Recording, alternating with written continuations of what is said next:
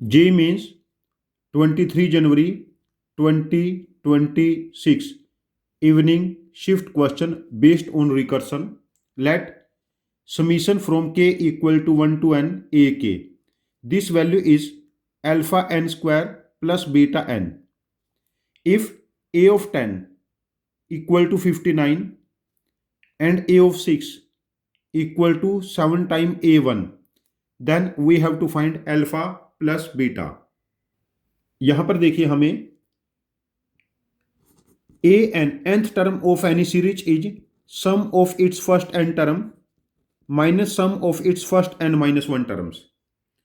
जैसे हमारे पास है जैसे a1 a2 plus a n minus 1 plus a n, पहली n टर्म के सम में से यदि हम लोग पहली n माइनस 1 टर्म्स का सम सब्ट्रैक्ट करेंगे तो हमारे पास इसकी nth टर्म आ जाएगी. ये हम यहां पर कॉन्सेप्ट यूज करेंगे. तो a n nth टर्म क्या बना? सम ऑफ फर्स्ट n टर्म्स. तो सम ऑफ फर्स्ट n टर्म्स यहां पर क्या बनेगा? Alpha n square beta n minus sum of first n minus 1 terms, मतलब n की जगह n माइनस 1 पुट करेंगे. अल्फा टाइम n माइनस 1 का square beta time n minus 1. अब देखो अल्फा के साथ हमारे पास क्या बना? n स्क्वायर और साथ में n माइनस 1 स्क्वायर और बीटा के साथ n और साथ में n माइनस 1. तो nth टर्म बिकम्स, ये देखिए, this difference is 2n minus 1. Alpha के साथ 2n माइनस 1 एंड ये डिफरेंस हमारे पास 1 बना प्लस बीटा. अब देखिए a ऑफ 10 59 गिवन है. a of 10 is 59. यहां पर n की जगह 10 पुट करेंगे. a ऑफ 10 पुट करेंगे.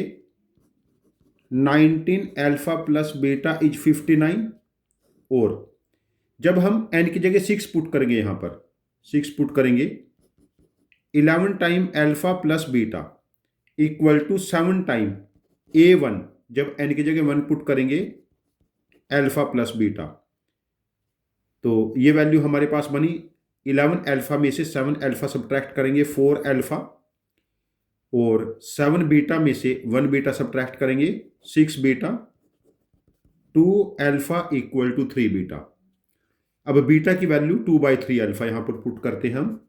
19 अल्फा 2/3 अल्फा इक्वल टू 59. तो यहां पर जो नेक्स्ट स्टेप बनेगा, 19 3 जा 57, 59 अल्फा बाई 3 59, ये 59 कैंसल, अल्फा की वैल्यू 3 आई. यदि अल्फा को 3 पुट करेंगे बीटा की वैल्यू 2 आ जाएगी. Now we have alpha equal to 3 and beta equal to 2, and we have to find here alpha plus beta, and alpha plus beta becomes 5. तो इस question का आंसर मार्क करेंगे answer option 3, that is 5. यहां पर जो easiest approach है, यदि आप लोगों ने इसको सोच लिया, nth term of any sum of sequence Sn minus Sn minus 1 है, तो ये one of the easiest approach है. यदि आप रिकर्सन से वैल्यू पुट कर करके जाओगे, पहले n 1 2 3 4 पैटर्न फाइंड आउट करोगे, फिर ये बहुत कॉम्प्लेक्स हो जाएगा और आप आंसर तक पहुंच भी नहीं पाओगे. यदि आपके पास इस क्वेश्चन की इससे डिफरेंट कोई अप्रोच है, मेरी अप्रोच से डिफरेंट, और जो मेरी अप्रोच से ज़्यादा इफ़िशियंट हो, तो मैं आपसे रिक्वेस्ट करता हूं कि आप अपने लॉजिक को कमेंट बॉक्स में पोस्ट करना. हम आपके लॉजिक को समझेंगे, और यदि आपका लॉजिक वाकई इफ़िशियंट हुआ तो हम इस क्वेश्चन का एक और वीडियो सोल्यूशन बना के इसको रिपोस्ट करेंगे. ये चैनल हम सब की लर्निंग के लिए है. Thank you very much for joining with us. Happy learning with us.